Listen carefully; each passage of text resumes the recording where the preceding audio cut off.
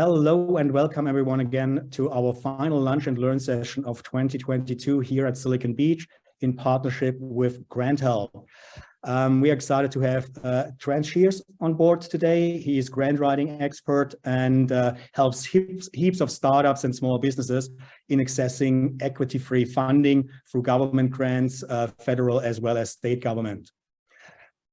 I can confirm that Trent knows what he's talking about because we got a grant, our first grant from the City of Melbourne as well. So the City of Melbourne is going to support our next 3 on-stage pitch nights that are coming up. And a lot of the work, the success was based on Trent reviewing our application and giving us great advice in how to make it a success. Talking about the pitch night, thank you, Trent, for that first. Talking about the pitch night, it's next week, Thursday at Melbourne Connect, and we invite all startups, early stage startups, all the way up to seed funding to register, apply to pitch. It's about environmental topics, ag-tech, climate stuff, climate topics, life beyond and above water. So if you're in that space or you know a startup that's working in the environmental climate tech space, please let them know about the pitch night. I will share all the details in the chat. Talking about the chat, we hand over to Trent. He is running the show for us today, the presentation. If you have any questions throughout Trent's presentation, please put them in the chat. And I will then interrupt Trent from time to time and forward your questions to him. That's it. Let's get started. Trent, over to you. Fantastic, guys. Just going to share my screen. 1 second.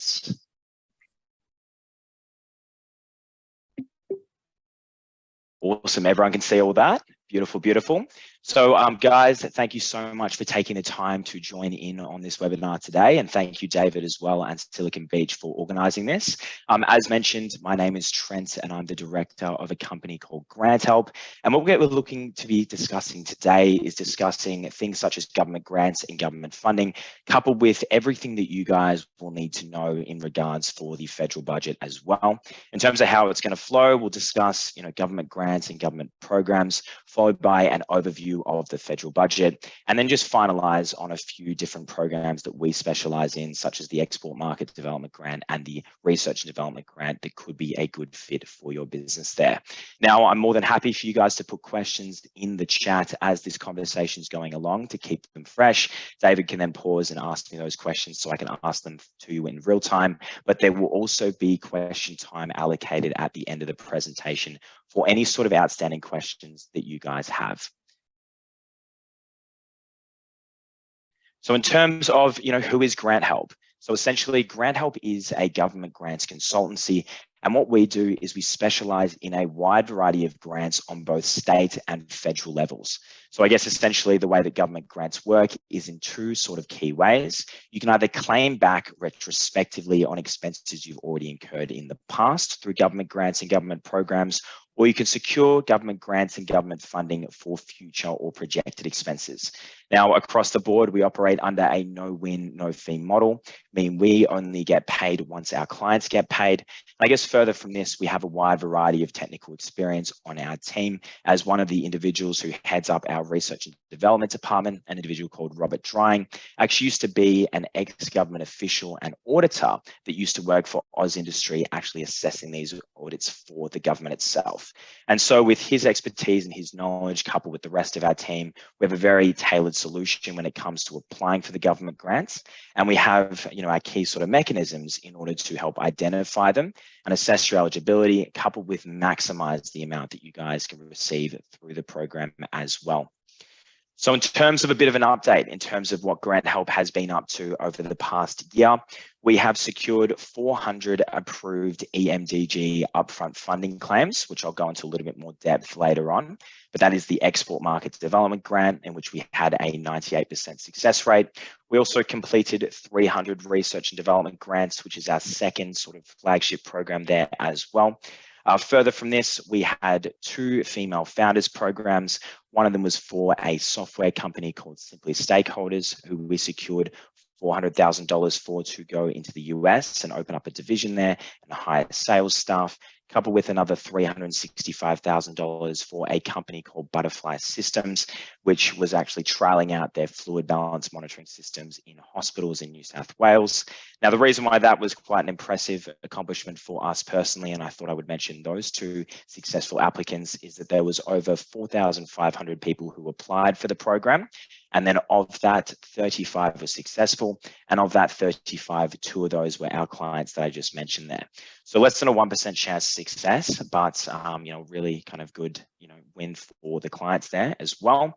Further from this, we then did a wage subsidy program called the Boosting Apprenticeships Commencements Program, in which we assisted 1,500 employees access up to $28,000 for each employee.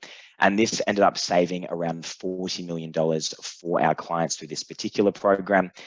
Also following on from this was then the New South Wales Export Assistance Grant, in which we had 326 completed grants under this program, and Grant Help alone took around 20% of that $10 million budget, administered from the New South Wales Department there. And then the last one that I just want to touch on is the National Soil Carbon Innovation Challenge. This one was approved about 3 weeks ago, so very recent, and we were one of 8 successful applicants under this particular program, and we helped our client to secure $2.4 million. Now, the company was called Carbon Project Australia, and what they had was technology, which was a panometer attached to a spectrometer that would go into the soil and do soil organic carbon testing on site to help reduce the costs associated with soil organic carbon testing specific to the carbon credits industry, which was another large government grant initiative there also. Now, in terms of government grants and government funding and how they actually work, there are different grants to help support your business across every stage of your journey. And this is why it's very important to have a knowledge base when it comes to identifying which grants are applicable at each particular stage, and knowing that there is support at every single level, all the way from the idea phase, where you can access something called the New South Wales Minimum Viable Product Grant to access $25,000 to help accelerate your business. Or then you can have the Research and Development Grant, which can provide up to 43.5% reimbursements back on your R&D related expenses. And then further from this, there's the Accelerating Commercialization Grant, which enables you up to $1 million to actually commercialize a product and to accelerate in your domestic markets. And then you have the Export Market Development Grant to help support you actually expand into your international markets as well. And so businesses not only need to have an awareness of the support available, but also then should be accessing these programs, because they often subsidize expenses that you're inevitably incurring anyway. Now, something else that's important to touch on is the key distinction between the entitlement-based programs and the competitive-based programs. By entitlement-based programs, what I mean is that if you are eligible and you're undertaking eligible activities, then you are entitled to receiving the funding. This means, based on an assessment of your eligibility, there is a near 100% chance that you can receive funding through these programs to help provide reimbursements back on expenses that you've already incurred in the past. These are the programs that you should be going for pretty much every single time if you are incurring these expenses. Further from this, you then have the competitive style programs. Now, hence the name. Competitive means that you have to compete against other applicants in order to receive the funding through these grants. And so these are the ones where you should be a little bit more selective on a timing basis, because they are very competitive by nature. And the success rates are often between sort of 1 and 10%, depending on the size of the budget, of course, and the amount of applicants that are applying.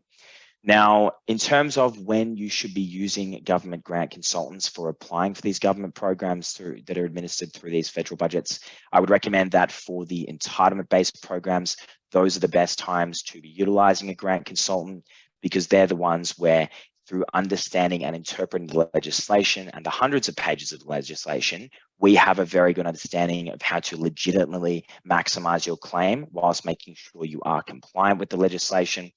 Further from this, for those competitive style grants, these are the ones that I would recommend doing the majority of the work by yourself in-house as a business, due to the fact that the end results can be quite uncertain and the success rates are quite low.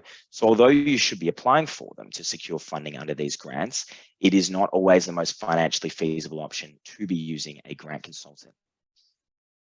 Now, in terms of where you can find these government grants that are underpinned within the federal budget, there are over 600 websites with, each with many different government grants in order that your business could potentially access. So there are two sort of key ways that you can find these programs and kind of cut out the extra noise, which I'll provide in a follow-up email as well to you guys. But I guess in terms of the free ways, you've got the business.gov.au website, in which there is a portal that you can do a search for government grants and government funding. Further from this, you've got paid ways such as Grant Guru, which I would highly recommend. And through those particular avenues, you can actually get email reminders and alerts for grants that are specific to your business and your industry so that you do not miss out too. It's always one of those things that people seem to find out about government grants, after they actually close or once the opportunity is no longer there. So utilizing these mechanisms and being very conscious about how to find these grants to cut out the extra noise is a very important step for businesses. Now, further from this, you need to understand the keywords that are associated with your business, meaning if you are in an industry such as an export-based industry, or you sell to customers overseas, then you're going to want to be knowing that your keyword would be export. Or if you're in manufacturing, it would be manufacturing. Or if you're in software, for instance, it would be software.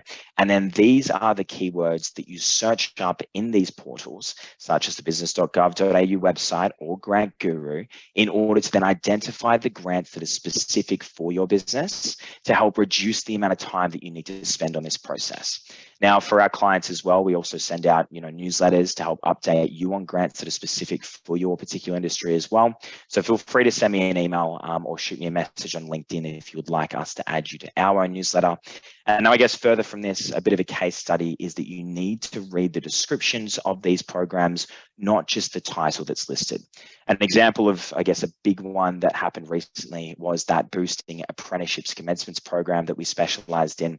Now, this particular program got missed by the white collar industry as a whole, due to the fact that when you read that title, boosting apprenticeships commencements program, you think this is just another, multi-billion-dollar initiative to support the trade industry, when really people didn't realize that apprenticeships covered traineeships, which actually covered anything at a Cert Level 2 or higher, such as a Cert 3 in business or a Cert 4 in leadership management or a Cert 3 in supply chain and logistics.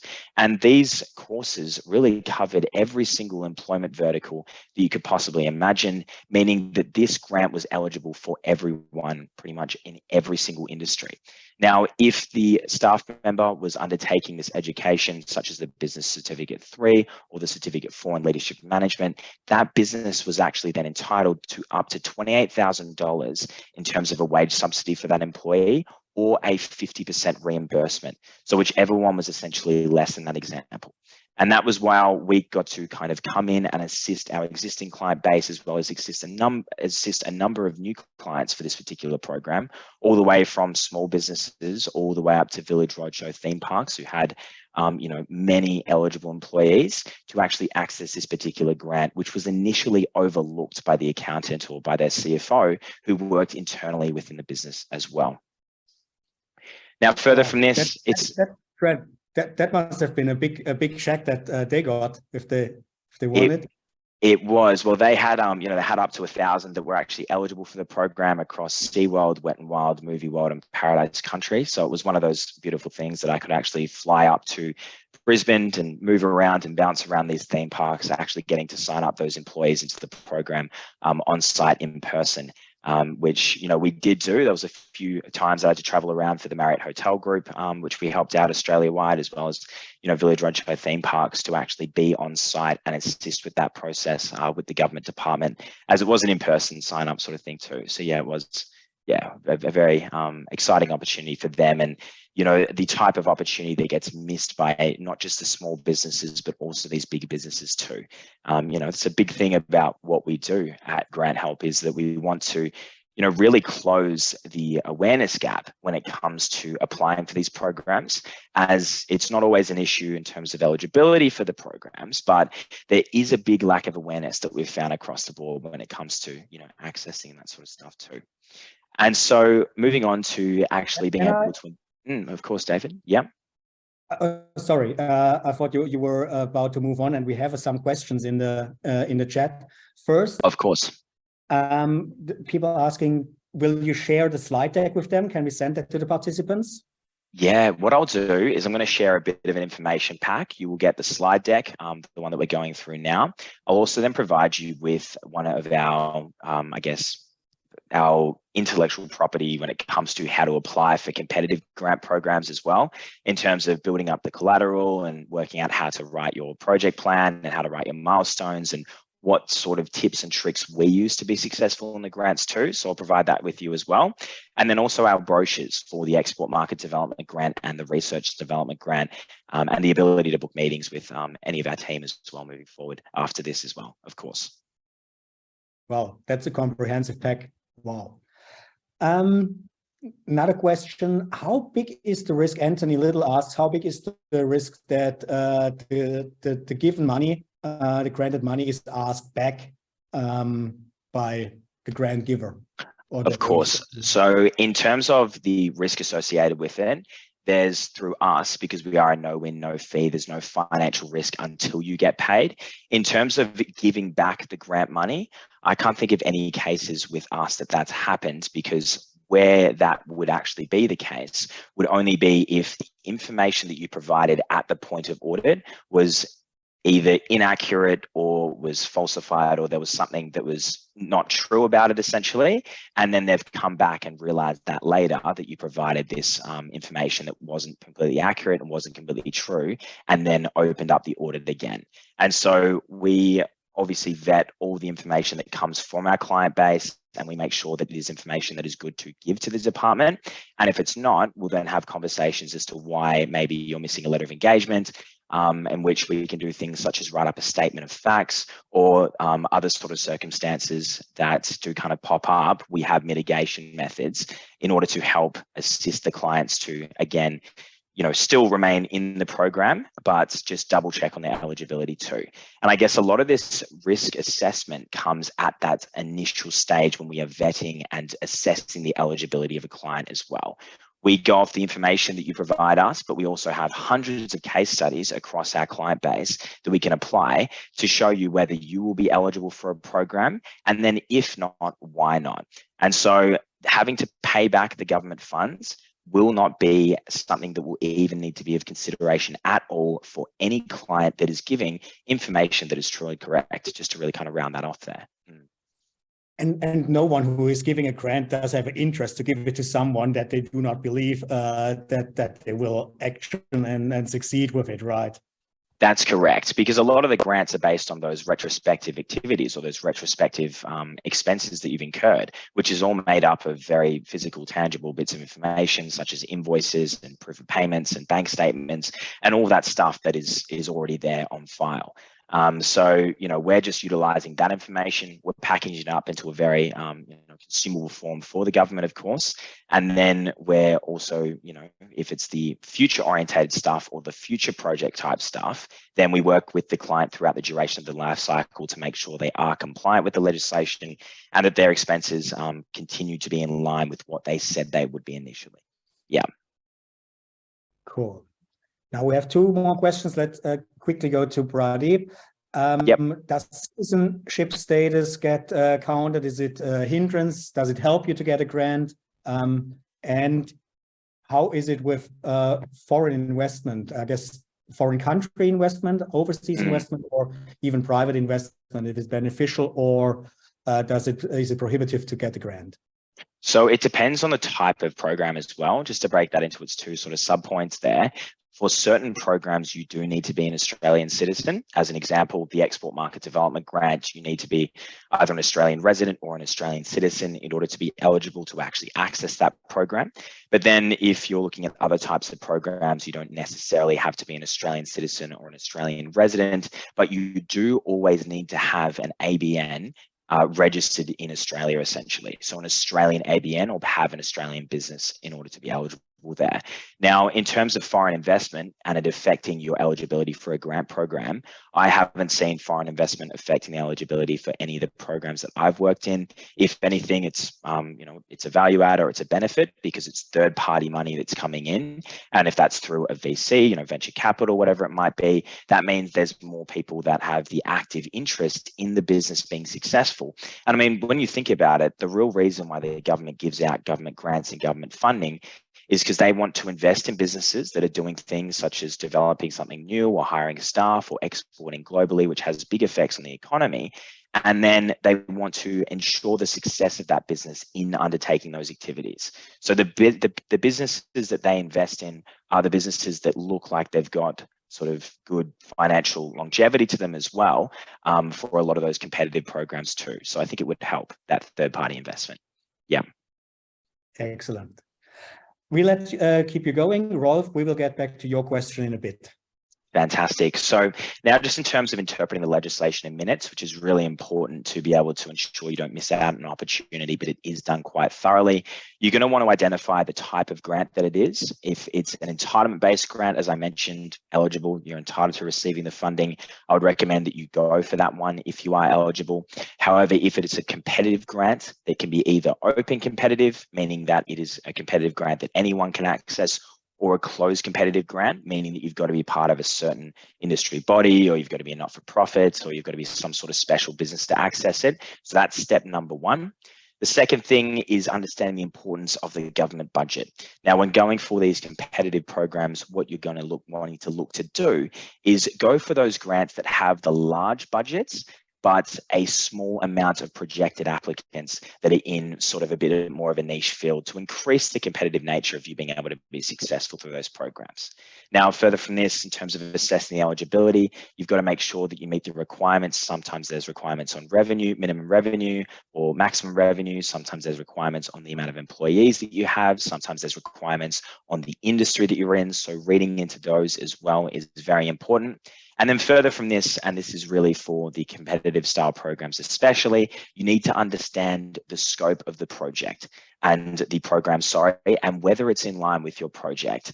So if it's a grant that's around the environmental industry or around the social impact of your particular, and activities or endeavors, you need to make sure that what you're looking to do has a direct correlation with that, and then actually write the grant around the scope of it, rather than just trying to kind of make your program or your activities fit the scope of the grant. It should happen more naturally if you want to have the best chance of success.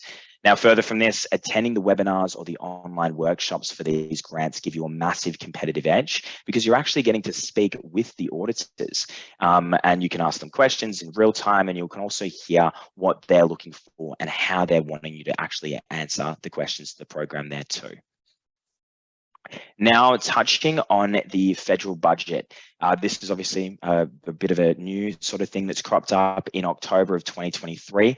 And I do want to kind of give you a bit of a forewarning. The Labor government is not as generous on a fiscal policy basis as the Liberal government is. So when they came in, first thing they did was spend a lot of time actually cancelling a lot of the programs and initiatives that were put in place by the Liberal government, and then replacing it with, I guess, more funding towards our primary sort of sectors, those primary sectors being things such as healthcare, aged care, National Disability Insurance Scheme, childcare and education. So although there isn't as much support for businesses, there are still some really good opportunities, but the government is going into a little bit of a contraction mode in terms of providing as many of the fiscal benefits that we saw in the past, towards businesses. Now, another reason why I really wanted to kind of touch on the federal budget and speak to you all about this as well is because of how big of an impact this can have on your business and how big of an opportunity this can have on your business as well. Now, it's a thing called neoliberalism, and what that means, or what that term means, and why you guys should be quite aware of this, is the fact that it shows, or it explains how the government is slowly shifting towards making the government sectors or different things that are owned by the government into being part of the private sector. Now, we saw this many, many years ago when they privatized things that were originally held by the government, such as electricity, or such as the water, or the, different sort of sectors such as that. And what we are continuing to see in this trend is the continued privatization of different sort of components that were originally completely held by government. The most recent privatization being in the NDIS industry, which I'll touch on in a second, which was privatized in 2017.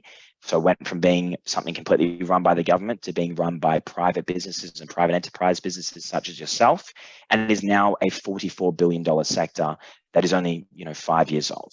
So that's why we'll go through the budget and a bit of a brief overview, and then I'm going to touch in on a few of the key sectors that could be really good opportunities for you guys if it aligns with your business. Because if the government's not already funding your business, but they have some sort of funding your sector, but they have some sort of involvement in the sector, such as education, there is a very high chance that in the near future, there will be massive funding opportunities. So being aware of the opportunity that could present itself and then preparing for it would be a really good option for you guys moving forward. So in terms of where the government is spending their money at the moment, you've got the all other functions section, which refers to kind of the miscellaneous departments of the government, in which 10.5% or $68 billion is going towards. Then you have your general public services, which is the $30.3 billion budget. That is about 4.7% of the overall budget, going towards things such as police and social workers and firemen and that sort of stuff. Then you have the defense industry, which is one of those growth industries that have been increasing a lot in size, or the amount of funding going towards it, which is 38.3 billion or 5.9% of the federal budget, and projected to continue to increase over time as well. Now, if you are a business that could potentially align with this sector, and as an example of an obscure business that you might not pick from one of our client bases who was actually eligible for the defense sector, was a textile clothing manufacturing company who actually got a $1.2 million government grant to start creating all of the clothes for the people who are working in the defense industry as well. So that's the different sort of alignments that you can think of when looking at your business. They may not be as obvious, they could be a little bit more obscure, but they can enable you part of this defense funding as well. Further from this, education is obviously a very big sector in which there's 38.3 billion going towards things such as government funded opportunities through schools and universities and TAFE institutions that I'll touch on in a second as well. And then you've got the healthcare industry, which is 109 billion, which is for things such as, subsidized medical supplies and medication and the assistance provided to hospitals. And then you have the social security and welfare section, which makes up $228 billion, which is 35.2% of the overall budget, which is where the majority of the funding tends to go towards. Now, this is for things such as income support payments, such as pensions and allowances, for example, the aged care pension and New Start allowance, coupled with other things such as family payments, such as the family benefit tax and the childcare subsidy, paid parental leave, and then funding for the aged care services and the National Disability Insurance Scheme as well. And then I guess you've got the last section there, which is the other purposes section, one of 129 billion. Now, this is the part that is probably very interesting to the majority of us, which I'll break down further in this conversation, because this encompasses the things such as the government grant funds and the government grant opportunities that go towards, businesses a lot of the time, or the private industry. And examples of this range all the way from, grants to help support a manufacturing industry to bolster the amount that they can produce through purchasing of equipment or opening up a new facility or fitting out a warehouse, all the way to environmental things, such as a $1.2 billion initiative to help support, restoration of the Great Barrier Reef. So the whole spectrum of support that goes towards the private sector, other than the stuff to do with the education and aged care sector, is really encompassed in this particular one. And I guess in terms of the other purposes section that we're referring to, we know of some of the programs that are supported under this, which I'll touch on, but there are programs, there are literally government grants opening and closing every single week. It's a very fast changing landscape with 1,500 opportunities opening up across the year. And so some of these are quite small and not all of them are going to be relevant for your business, but having an understanding of it and doing the right research to touch in and dial into which ones could be is a really, really good option for you. So the big one, yep. Sorry to jump in there, Trent, but that's probably great for opportunity for Rolf's question. It can be confusing. If you're new to the game, all those 40 new grants every week, how do you find the right one for you? Definitely. And in the collateral that I'll send across, it's got some links to the key websites that you'll need. And as I was mentioning before, all you need to do is really search up keywords that are specific to your industry or specific to your project in order to then identify the list of grants that are applicable for you. And that then cuts that list of 1,500 into 15, because it really cuts out all the noise and all the external noise and then gets you the grants that are the best fit for your business at that point in time. Right, and yep, be persistent, right? The more you go through those filtering processes, the more you learn what really applies to you and how your keywords can be optimized to find the right grant. Exactly. And it's something else you can do at any point in time as well, is just to call through to our 1300 number. And on the spot, if you explain your project, explain what you're looking to do at Grant Help, we can give you a free consultation in terms of the list of government grants that will be eligible for your business at any given point in time as well. So more than happy for you guys to dial in once a month. It may not be me that's telling you, but we've got a really great, quick sort of way to fill you in on those opportunities over the phone in about a 10 to 15 minute free consultation, if that's something that you prefer to do under that sort of constraint as well. Sorry, just on this question, I also add one more question, is that with these grants, they often have criteria, or some criteria quite obvious to follow, but some can be a little bit hard to interpret at the beginning, and it will lead to require lots of effort, but may not be have good chance. Of course. And I think a really big thing about this too, and what you've mentioned there, is that a lot of effort is required to put through those types of programs. Now, what I have in this collateral that I'll send across, and I actually did another workshop for Startup Victoria that went for an hour and a half, actually explaining these competitive grants and how to access them in more detail, is that it talks about building up the base collateral that is applicable for a wide variety of government grants, meaning there's a lot of cross-pollination of information that you can utilize from one grant to the next. So the first grant application, yes, that will take about 60 to 90 hours to pull together the collateral that is necessary to put through that application. But then you'll realize, if you look at the guidelines and you look at these different projects across the board, that there are very big similarities in terms of what the questions that are being asked from the government and what sort of supporting documents that you need. And so in the collateral that you'll receive, it's got the full breakdown of all the things that we have found to be consistent across every single different competitive grant, meaning that instead of it taking about 60 to 90 hours, you should be able to make base level variations to the information that you've got in your grant collateral over about a 10-hour period. And then those extra adaptations are to really fit the scope of the program.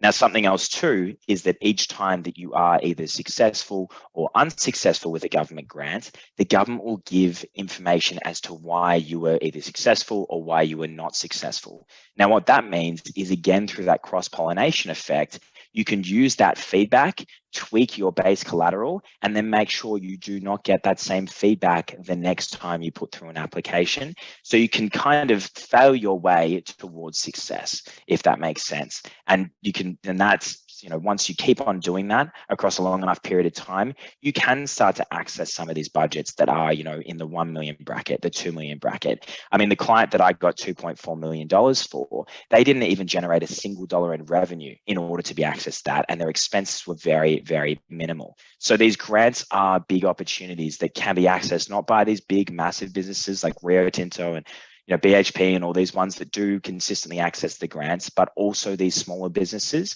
And that's a focus that the government's really putting towards now too, through actually capping these large businesses from being able to access these programs, through saying that you can only have less than 100 staff or be doing less than a certain amount of revenue, but still be looking to access, upwards of millions of dollars as well. Okay, thank you. That's all good.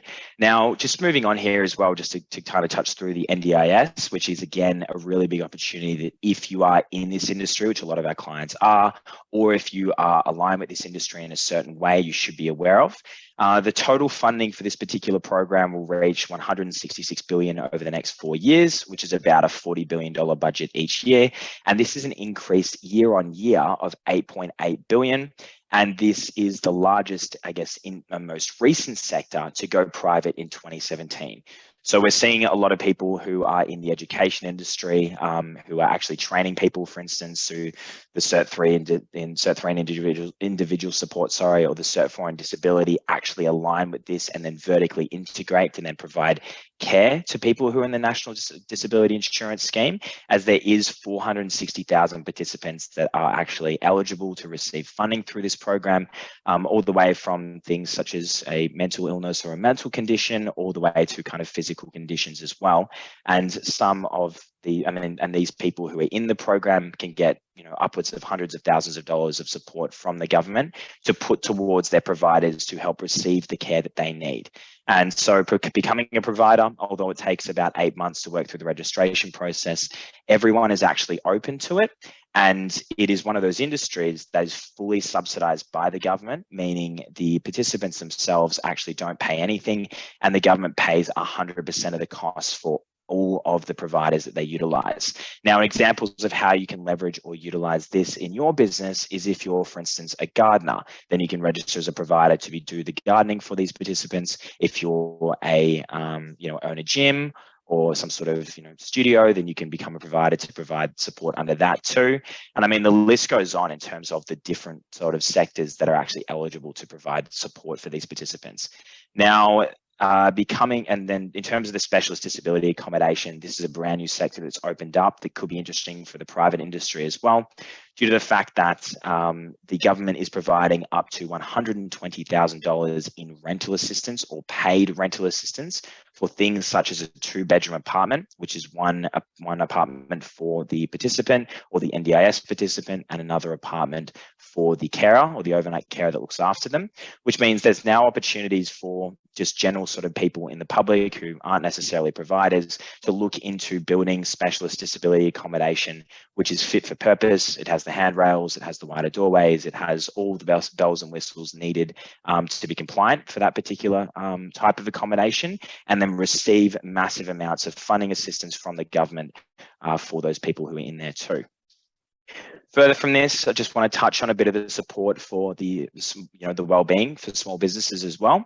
And so there's a $5.2 million budget towards things such as small business mental health and financial counselling programs, which is obviously a very big, important component that you should be aware of what these opportunities are to educate your staff members, because a lot of the staff members just won't even know that these things exist. And I believe the onus on you to support the well-being of your employees is to understand these opportunities and actually present and incentivize them to undertake them as well.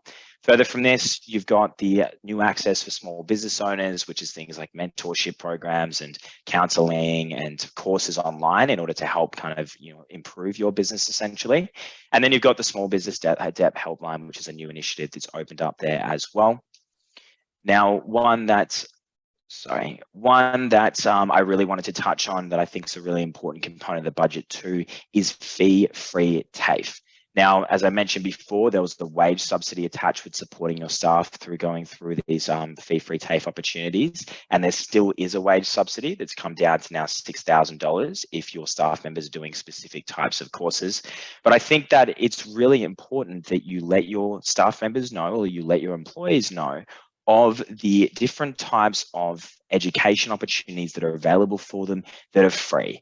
Because, you know, usually when you're going to university or you're studying some sort of certificate or diploma, you'll go in, you'll do your study, and then you'll go home and you'll play video games. And by the end of it, yes, you're walking out with a certificate, but you don't actually retain a lot of that knowledge because there's no application to it.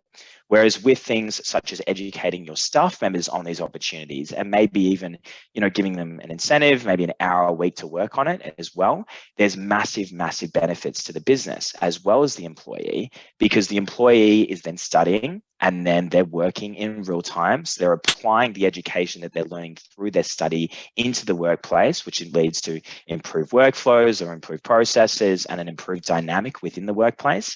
And then further from this, you know, the employee then gets to retain a much higher percentage of the knowledge that they're actually learning as well, because it's relevant, it's applicable, and they're applying it to your business. So the immediate effects, although there may not be that many, there's going to be long-term effects to, you know, the overall, I guess, cognitive ability or abilities of the employee as well, which has a direct impact on the effects on your business in a really positive sense there too.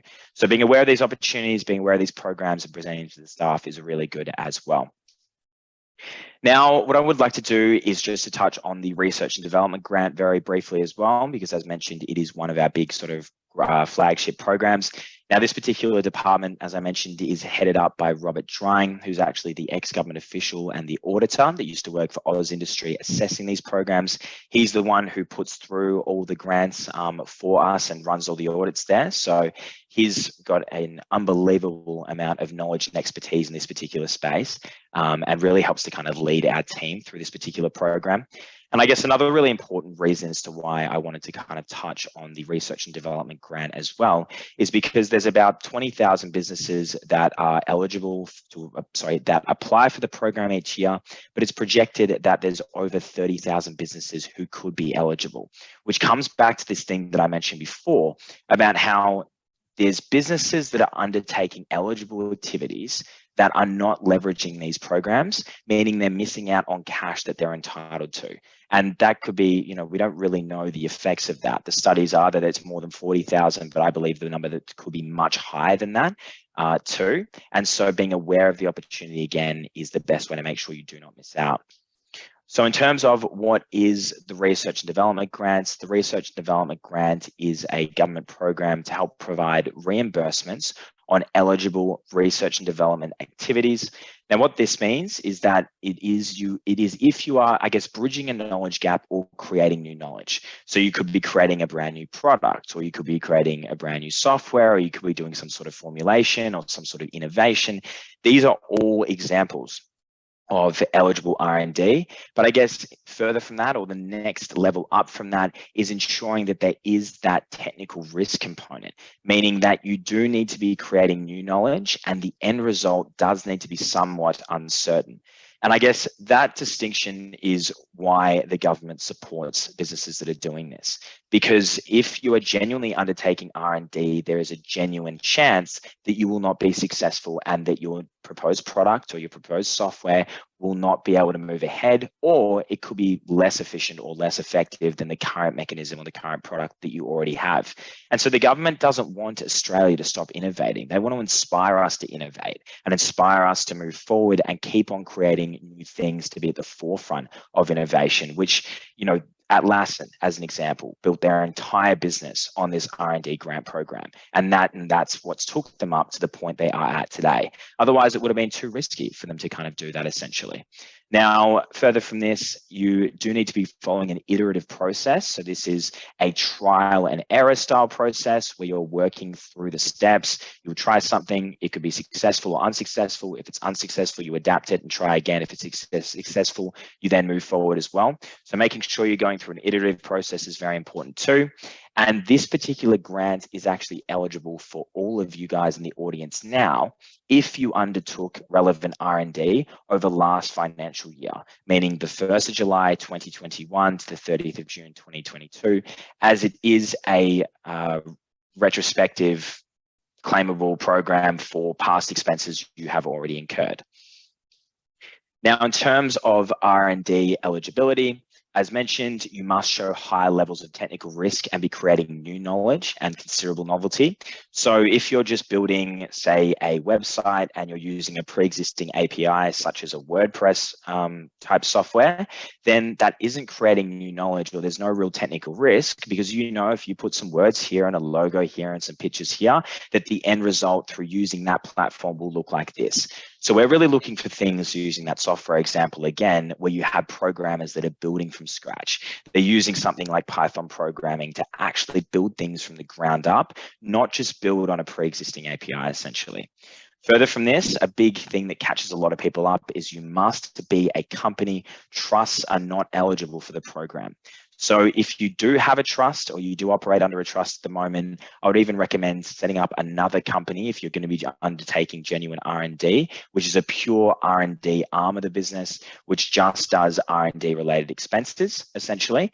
And just to ensure that if there are expenses that are run through the trust before that are R&D related, before the end of the financial year, the trust must invoice the company and be reimbursed for those activities as well. Now, further from this, the minimum spend for the program is $20,000 on research and development. So you must be spending a minimum of $20,000 in order to be eligible for the grant over the financial year. And also the spending on the R&D must be within Australia. So if you're, for instance, with software, a big issue that I see with a lot of people is they will outsource the software overseas to the Philippines or somewhere over where it is a lot cheaper to develop that software. And then because that was not done in Australia, it is then not eligible for the grant itself. So being conscious even of where if you're using an Australian software developing company, at that initial stage of engagement, ask them, who is rendering the work? I know that you've got an Australian entity here, but is the end person actually in Australia or are they overseas? Because during an audit process, if you're using an Australian company or an Australian app developer that is actually outsourcing everything to the overseas, and then during the audit, the government looks into that, which we will do preemptively, but the government sometimes does that too.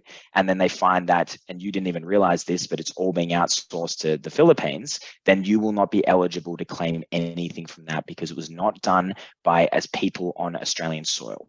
So be really conscious of that. Further from this, if you're doing work with CSIRO or you're doing work with RMIT or these other universities, sometimes even though you're paying them, they are then the principal owners of the intellectual property. So make sure you read through your engagements in the fine print to make sure that if you are using these third parties, they don't actually hold the intellectual property, you hold and own the intellectual property in order to be eligible for the program. Further from this, in terms of the eligible R&D expenses, you've got things such as software development and testing, general sort of prototyping costs and experimental costs, general development, and then depreciation of assets or equipment depreciation, as well as just the capital costs for purchasing equipment as well in certain circumstances, staff salaries and staff wages, third-party contractors, if you're using another business to help kind of fulfill part of the R&D project, that's eligible as well. Things like your rent, your utilities, electricity costs, all that sort of stuff, as well as the raw materials that are involved in the R&D project are all examples of the eligible expenses. Now, in terms of the export market development grants, that is obviously the second sort of flagship program that we operate in as well, that opens up year after year. So in terms of, what is the Export Market Development Grant? Now, the Export Market Development Grant is an initiative to help support Australian businesses on their export journey, meaning the providing of reimbursements for people that are selling and marketing to overseas customers. Now, the reason why this particular program exists is because obviously when we are exporting we are taking money from overseas and we are bringing it back into Australia, which obviously appreciates the value of our dollar. Whereas when we are doing things such as importing, we are actually taking money from Australia and we are moving it overseas. Now, a trend that kind of concerns me a little bit, and the reason why I like this particular program existing so much, is that I think since the start of COVID, our exports to China have increased by 4 times, which means we are taking a lot of the Australian money and our imports from China have increased by 4 times, meaning that's a lot of Australian money that's then been pushed overseas, which is depreciating the value of the dollar across the entire economy. And so it's this program that helps to really bolster our export economy and to make sure that we're not just trading domestically and then doing a lot of importing, but we are actually actively selling overseas, which helps the business, of course, but it has such wider effects on the economy as well. Now, this is a $150 million initiative, and there's around sort of 5,000 applicants that apply for the program year after year. So if you are, an Australian business that is kind of exporting overseas, this is a really good thing to look into. In terms of the Export Market Development Grant eligibility, I know I'm very conscious as well of the time there, David, so I'll try and fly through these ones there too. But you do need to be doing less than $20 million in annual revenue. You need to be either currently exporting or looking to export in this current financial year. You need to have an Australian-made product or service. However, there's a thing called a Rule 19, which we do for our clients who do not have an Australian-made product or service. And essentially what this is a special consideration for a business that has then a value add, which takes place in Australia, which could be maybe staff that are employed here, or it could be the design process was done here, but then the manufacturing is done offshore, or it could be something to do with, the quality control that's done here. So we do these Rule 19s for our clients who initially think, oh, I'm not eligible because it's not Australian made, when really there could be a high chance you could be eligible all the time as well. Now, in terms of the countries that are eligible, all countries are eligible except for Australia, of course, because it doesn't support Australian activities. New Zealand, North Korea, Russia, and Belarus. And again, the funding through this program must be spent on international marketing and promotion. It cannot be spent on domestic marketing and promotion, and it can't be spent on things such as, stock or freight or any of these things that don't actually relate to an approved promotional purpose. An approved promotional purpose being, actually actively marketing to an individual or persons who are overseas. And I'll go through those expenses in a little bit as well. In terms of how much your business can access all the different tiers of spending, you can do, it's dollar for dollar matched funding, meaning for every dollar the government gives you, you do have to match it with a dollar of your own funding. And any eligible expense that's incurred from the 1st of July 2022 to the 1st of July 2022 to the 30th of June 2023 can be claimed.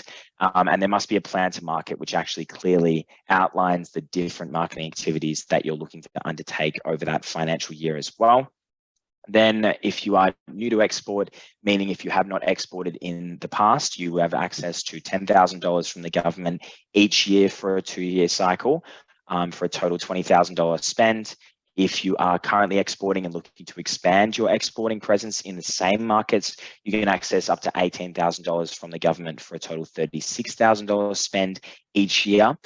And then if you're at that highest level where you're already actively in your export markets and you're looking to undertake a strategic shift, which could be something like targeting new customers in the same market or even looking to target a different country entirely, then you can access up to $28,000 from the government for a total $56,000 spend each year. Now, although I'm saying it's over 2 years, that's because it's a 2-year contract, but businesses can actually access these funding levels for an 8-year cycle.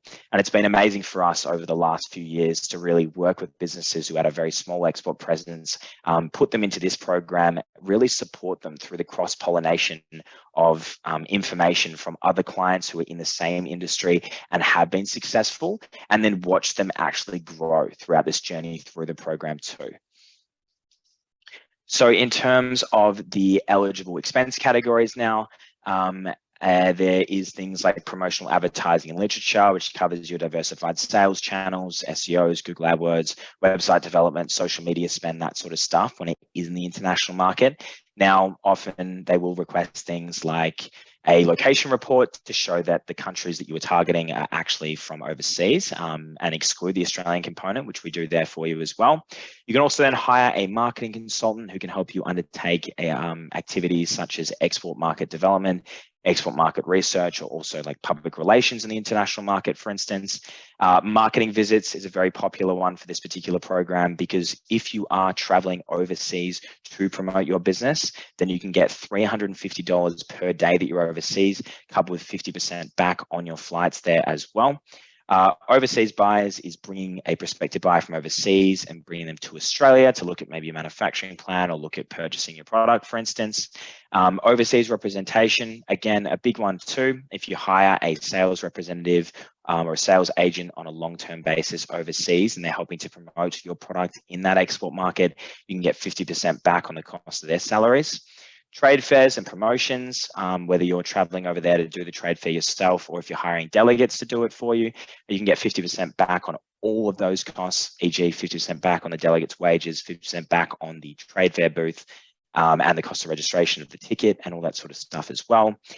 Registration of intellectual property and trademarks. If you're going through things such as e-Madrid filing to trademark in a country overseas, or you're registering your intellectual property to protect yourself in an international market, that is eligible as well. Free samples, which is not eligible for software, but for products, is the raw costs and freight for the free samples expenses, which is also eligible. And then finally, for those new to export tier 1 categories, the export training is on training your staff or using a third party to train your staff on how to actually export and how to become well equipped to establish the export market as well. And that's also eligible there too. So yeah, that is everything, guys.